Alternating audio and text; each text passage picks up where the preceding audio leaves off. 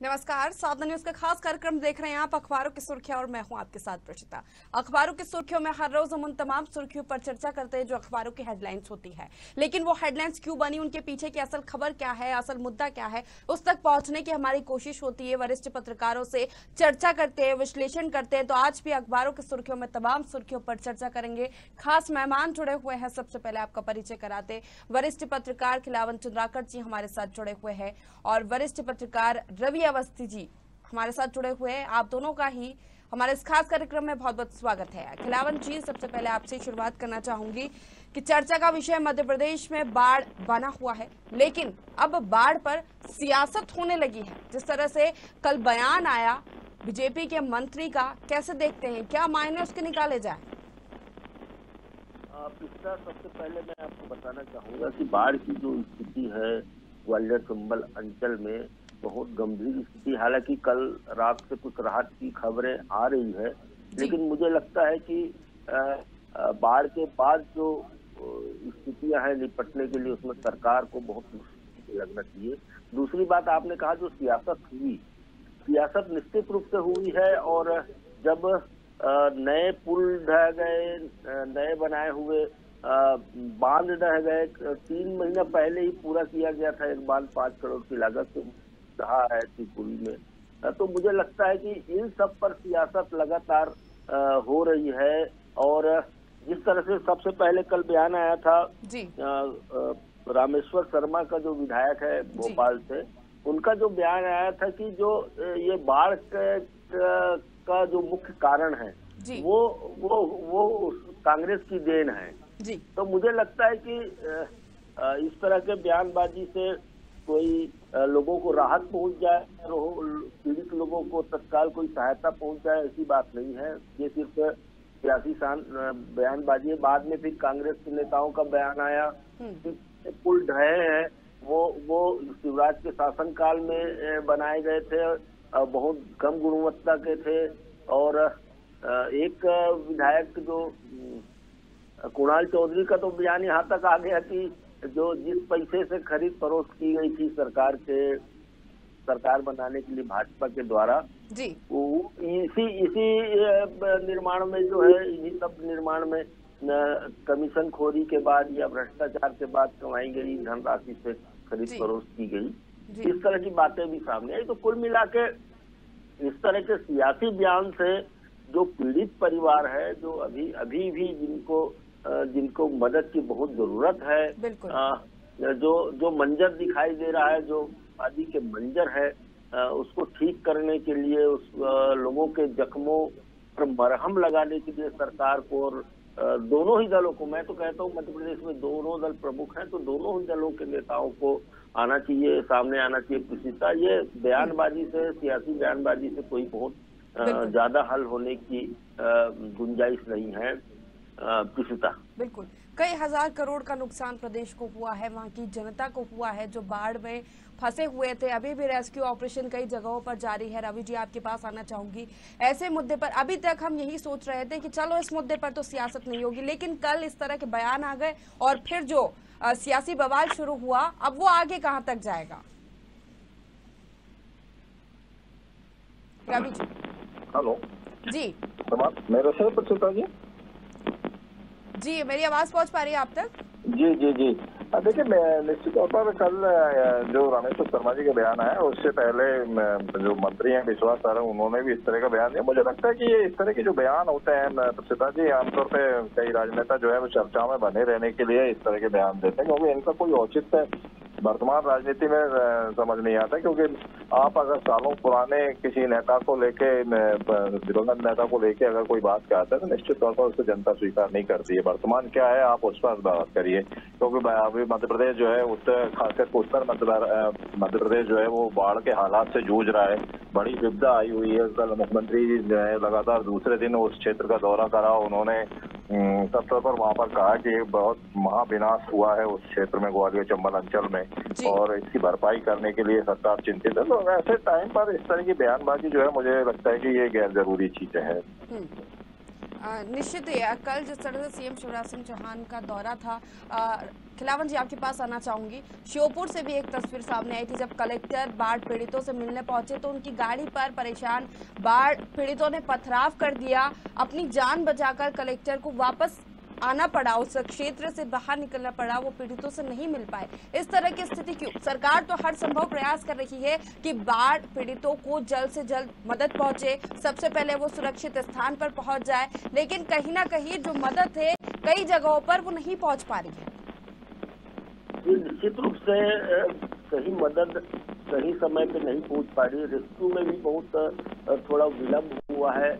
और जो श्योपुर की घटना है कल, उस घटना के संदर्भ में मैं बताना चाहूंगा, जो वहाँ नदी बहती है, लोगों का ये मानना है कि उस नदी में जल स्तर लगातार बढ़ रहा था। प्रशासन ने कोई चेतावनी नहीं दी वहाँ के कैचमेंट एरिया के लोगों को। साथ ही यह भी कहा गया कि इंटरनेट और टेलीफोन की सुविधाएं बंद कर दी गई थी। तो लोग जो है मदद के लिए किससे गुहार लगाए? यदि आपने अपने किसी संबंधी को मदद के लिए गुहार लगाते, प्रशासन के अधिकारियों को गुहार लगाते, तो वो भी टेलीफोन और इंटरनेट की सेवाएं बंद होने के कारण नहीं कर पा रहे थे। तो और राहत कार्य में देरी हो रही है। तो आक्रोश, लोगों का आक्रोश, श्योपुर के लोगों का आक्रोश जायज लगता है मुझे। और इस आक्रोश को एक संकेत के रूप में देखा जाना चाहिए। 6 घंटे तक लगातार वो एक श्योपुर के मुख्य चौक में, जो जय स्तंभ चौक है, वहाँ चक्का जाम करके किए हुए थे, लेकिन प्रशासन के लोग सुध नहीं ले रहे थे उनकी। तो आक्रोश बढ़ना चाहिए। और मैं तो कहता हूँ प्रतिष्ठा, यदि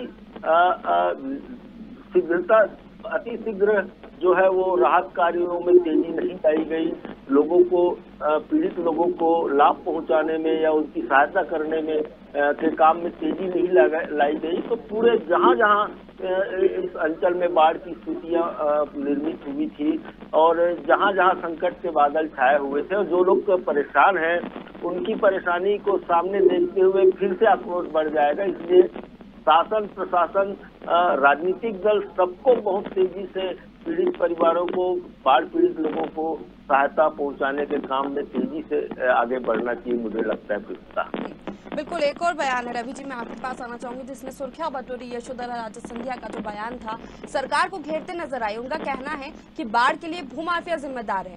अगर नालों में मकान बनाए जाएंगे, तालाबों में कॉलोनियां बनाई जाएगी, तो ऐसे हालात तो बनेंगे ही। देखिए, मुझे लगता है कि यदि यशोधरा जी जैसे जिम्मेदार मंत्री इस तरह के बयान देते हैं तो हास्यास्पद लगता है जी। भूमाफिया कोई काम कर रहे हैं तो उसको रोकने की जिम्मेदारी किसकी है? मैं और आप तो जाके लठ लेके वहाँ खड़े नहीं हो सकते। प्रशासन को खड़ा होना होगा, शासन के नुमाइंदे को खड़ा होना होगा, ताकि जो कैचमेंट एरिया है या जो बहाव का क्षेत्र है नदियों के या नालों के, उस पर जो लगातार अतिक्रमण बढ़ रहे हैं उस पर नियंत्रण करना चाहिए।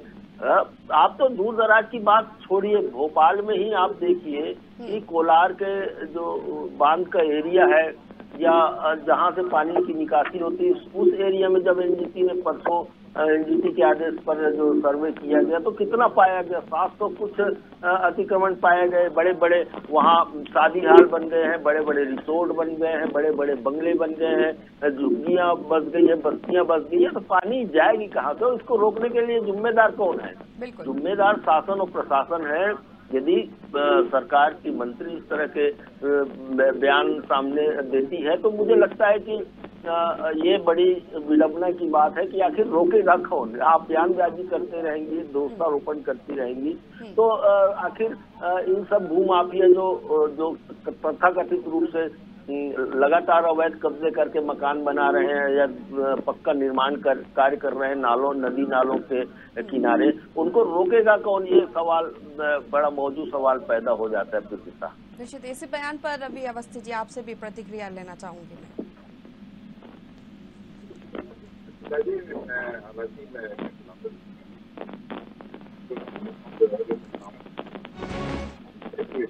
जो अतिक्रमण है जिसकी वजह से इस तरह की परेशानियां पैदा होती है, उसका रोकथाम की जानी चाहिए समय पर। और हालांकि देखिए प्रतिभा जी, एक समस्या ये पूरे देशव्यापी समस्या है, केवल मध्य प्रदेश की नहीं है। अगर आप मध्य प्रदेश की बात करें तो देखिए, जो आम आदमी अगर मान लीजिए अपना मकान बनाता है तो हर सामान्य मानसिकता है कि वो उससे 2 से 3 फीट आगे बढ़ा के बनाता है, या नालियों पर पक्का निर्माण कार्य कर लेते हैं। इससे खास करके जैसे अभी अगर बाढ़ के हालात में, कल एक राजनेता जी को सुन रहा था एक चैनल पर, उनको हालांकि इसके लिए भारतीय जो सत्तारूढ़ दल है उसको सरकार को जिम्मेदार ठहरा रहे थे, लेकिन मुझे लगता है कि उन्होंने कहा कि भाई शिवपुरी में तो कोई नदी नहीं है, उसके बाद देखिए यहाँ पर बाढ़ के हालात बने, यहाँ के जो नाले हैं, यहाँ की नदियां हैं वो उफान पर हैं, तो स्वाभाविक तौर पर इसके लिए मानते हैं कि प्रशासन और शासन भी जिम्मेदार है। लेकिन एक बड़ी समस्या आपको आम नागरिकों को भी सोचना होगा कि अगर ऐसे हालात बनते हैं तो आप बताइए प्रशासन का व्यक्ति कहाँ कहाँ डंडा लिए खड़ा रहेगा।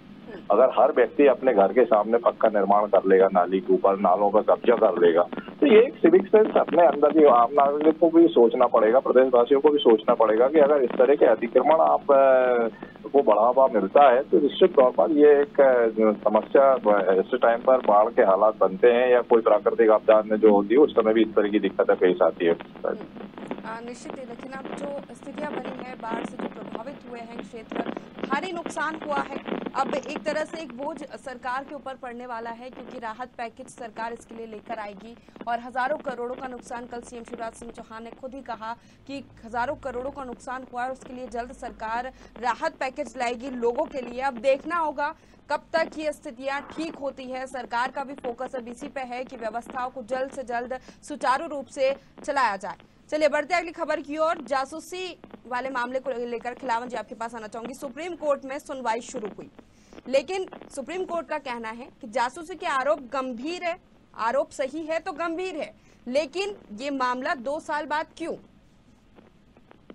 देखिए प्रीतिका जी, जो पेगासस कांड को लेकर के एक अपील याचिका दायर की गई है सुप्रीम कोर्ट में, और मुझे लगता है अभी प्रारंभिक सुनवाई शुरू हुई है, स्वीकार कर लिया गया है और मामले को बहुत गंभीर माना गया है। साथ ही सवाल उठाया गया है कि 2 साल बाद आखिर इस मामले को क्यों कोर्ट में लाया गया। तो जब किसी बात का खुलासा होता है, किसी बड़ी घटना का या बड़े इवेंट का जो खुलासा होता है किसी द्वारा की जाती है, तो उसके बाद ही लोगों के संज्ञान में आता है और लोग उसके बाद ही उससे निपटने के लिए या उससे उत्पन्न स्थिति को बहाल करने के लिए न्यायालय के शरण में जाते हैं। तो अभी ये प्रारंभिक स्टेज में है और याचिका की कॉपी तक केंद्र सरकार को नहीं मिली है, तो याचिका की कॉपी अभी केंद्र सरकार को देने के आदेश कल हुए हैं और उसके बाद केंद्र सरकार के सॉलिसिटर जनरल या कोई बड़े वकील जो है वो अपना जवाब पेश करेंगे, उसके बाद ही इस मामले की सुनवाई होगी। लेकिन जैसा कि हम पिछले 20-25 दिनों से लगातार सुर्खियों में इस मामले को देख रहे हैं, निश्चित रूप से यदि जासूसी हुई है राजनेताओं की, पत्रकारों की, बड़े व्यवसायियों की, कुछ ब्यूरोक्रेट्स की भी, यहाँ तक कि यहाँ कहा गया है कि कुछ मुख्यमंत्री और राज्यपाल तक के फोन टेप और दूसरे जो डिवाइसेज हैं, इलेक्ट्रॉनिक डिवाइसेज, उनको टेप किया गया है। ये बहुत गंभीर मामला है और मुझे लगता है कि सुप्रीम कोर्ट को जो संज्ञान में ले चुकी है, भले ही मुझे लगता है गंभीर भी है सुप्रीम कोर्ट, कुछ न कुछ खुलासा करके या कुछ न कुछ ऐसी बात जो छुपी हुई दबी हुई है वो सामने आनी चाहिए और लोगों को के सामने स्थिति स्पष्ट होना चाहिए। हालांकि केंद्र में जो विपक्षी पार्टी है कांग्रेस और दूसरे दल हैं, उनका सीधा आरोप है कि ये सरकार के द्वारा कराई गई एक साजिश है, की गई एक साजिश है जिसका पर्दाफाश होना चाहिए। लेकिन मुझे लगता है कि यदि साजिश है तो भी सामने आए, यदि साजिश नहीं है तो भी सामने आए। लेकिन दुर्भाग्यपूर्ण बात यही है कि जो अभी तक जानकारी हम लोगों के पास आई है उसमें टेप तो कराई गई है, जानकारी इकट्ठी की गई है, तो मुझे लगता है कि ये मामला बहुत गंभीर है और सुप्रीम कोर्ट को बहुत जल्दी इस पर कोई न कोई फैसला करना चाहिए। बिल्कुल, सुनवाई शुरू हुई, संज्ञान सुप्रीम कोर्ट ने लिया। रवि जी आपके पास आना चाहूंगी। एक तरफ कोर्ट ने ये भी कहा है कि इस मामले में जांच के आदेश दें, ऐसी कोई सामग्री ही नहीं है।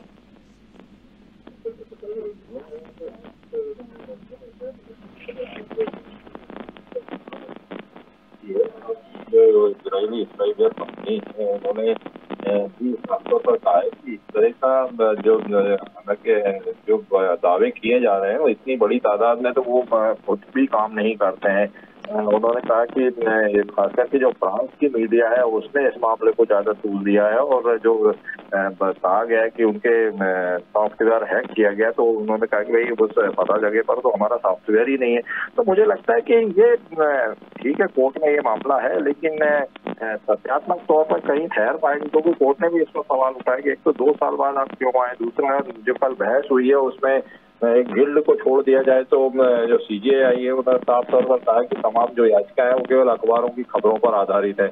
तो ऐसे में मुझे नहीं लगता कि ये बहुत ज्यादा ये मामला टिक पाएगा, क्योंकि सरकार सुरक्षा के हवाला देके और इस तरह की कुछ जो ऐसा नहीं है कि पहली बार इस तरह की जासूसी हुई है, पहले भी इस तरह सुरक्षा कारणों से होती रही है। और जो स्पाईवेयर कंपनी उन्होंने साफ कहा कि हमें इस तरह की जो सेवाएं हैं वो कई देशों के सेनाओं को और सरकार को उपलब्ध कराते रहे, लेकिन ये देखा जाता है कि कहीं वो मानवाधिकारों का हनन तो नहीं हो रहा है, तो इस तरह के आधार पर लाइसेंस दिए जाते हैं।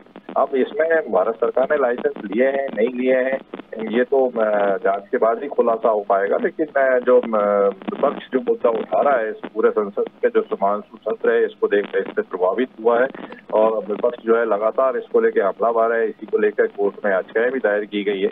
जाहिर बात है कि कहीं ना कहीं कुछ गड़बड़ तो हुई है और इसका खुलासा देर सवेर होगा।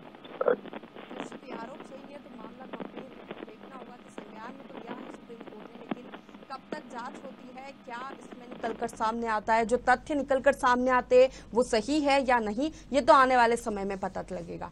बढ़ते अगली खबर की ओर, खिलावन जी आपके पास आना चाहूंगी कि अब योगी के रास्ते पर सीएम शिवराज सिंह चौहान चलते दिखाई दे रहे हैं।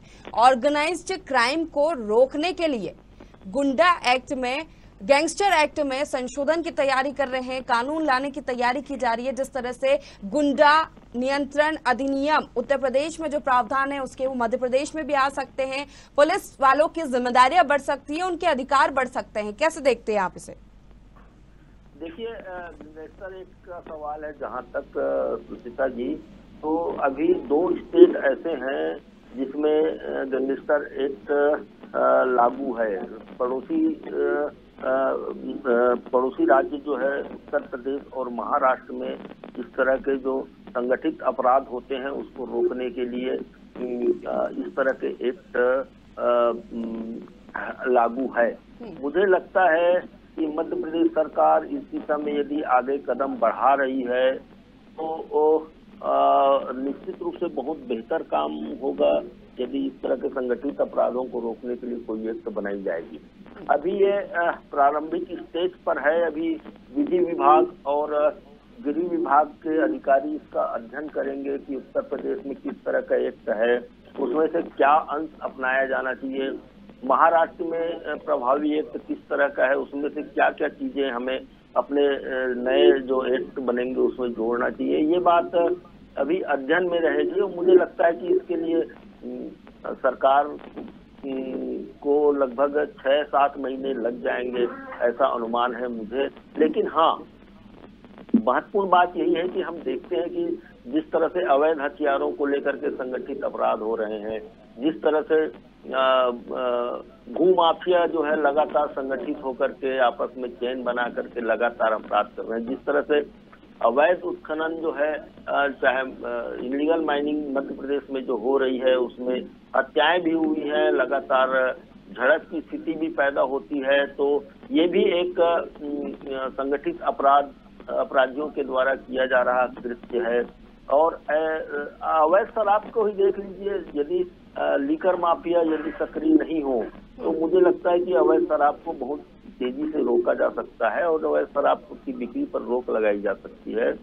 तो यदि गैंगस्टर एक्ट आता है तो मध्य प्रदेश में जो संगठित अपराध लंबे समय से हो रहे हैं उस पर अंकुश लगाया जा सकता है। मुझे लगता है कि 100% तो किसी भी अपराध में कभी अंकुश नहीं लग सकता, लेकिन एक बड़ा शस्त्र, बड़ा हथियार हमारे मध्य प्रदेश सरकार को मिल जाएंगे कि जब कड़े प्रावधान होंगे, कानून में सजा के कड़े प्रावधान होंगे, तो निश्चित रूप से बहुत सारी बातें जो है रुकेंगी नहीं तो कम से कम हो जाएगी। जो वो आज तेजी से फैल रही है वो अब संगठित अपराध है।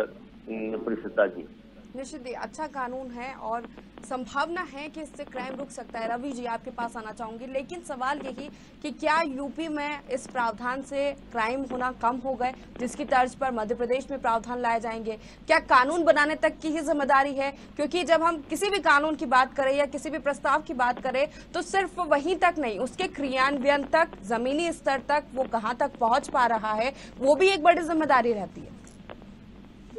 इसको दो तरीके से देखा जाना चाहिए। एक तो सबसे पहले ये जो इसका राजनीतिक पहलू है। आप देखिए कि शिवराज जी मुख्यमंत्री जो है उनका मतलब मूल जो स्वभाव है वो उदारवादी चेहरा रहे हैं और सभी वर्गों के प्रति उन्होंने उदारता भी दिखाई है, मतलब कोई भी वर्ग हो। इसीलिए उन्होंने कई बार चेतावनी दी, हालांकि विपक्ष इसको लेकर तंज भी कसते रहा है। कई बार उन्होंने अपने स्वभाव से हट के जो है वो गंभीर चेतावनियां को या अन्य लोग को दी हैं, लेकिन बावजूद इसके जो है कहीं ना कहीं वो इस मामले में लिबरल दिखाई दिए। लेकिन चौथे कार्यकाल में अगर आप देखेंगे तो प्रियसुता जी, तो उसका जो पार्टी गाइडलाइन के हिसाब से या कहें कि जो सभी उसके हिसाब से उन्होंने कुछ कठोर कदम उठाए हैं, चाहे वो इससे पहले मिलावटी शराब को लेकर मामला हो या इससे पहले और भी मामला भू माफिया को लेकर।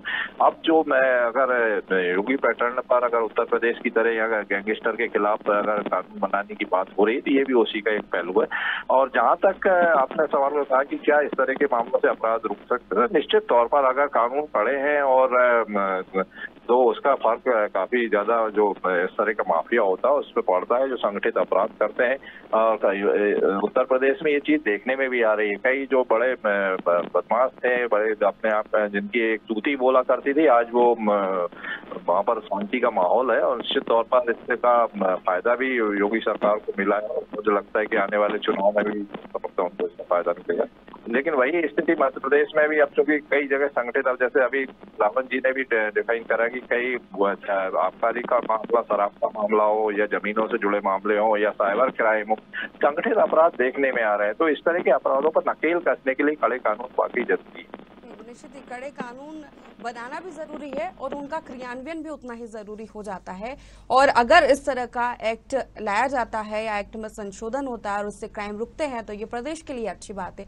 खैर, देखना होगा कि तैयारी चल रही है, लेकिन कब तक ये कानून आता है और कब तक इसका क्रियान्वयन होता है। आप दोनों ही मेहमानों का, खिलावन जी और रवि अवस्थी जी, हमारे साथ जुड़ने के लिए, तमाम चर्चा और विश्लेषण करने के लिए बहुत बहुत शुक्रिया। तो अखबारों की सुर्खियों में हमने तमाम सुर्खियों पर चर्चा की और करते रहेंगे। आप बने रहिए साधना न्यूज के साथ।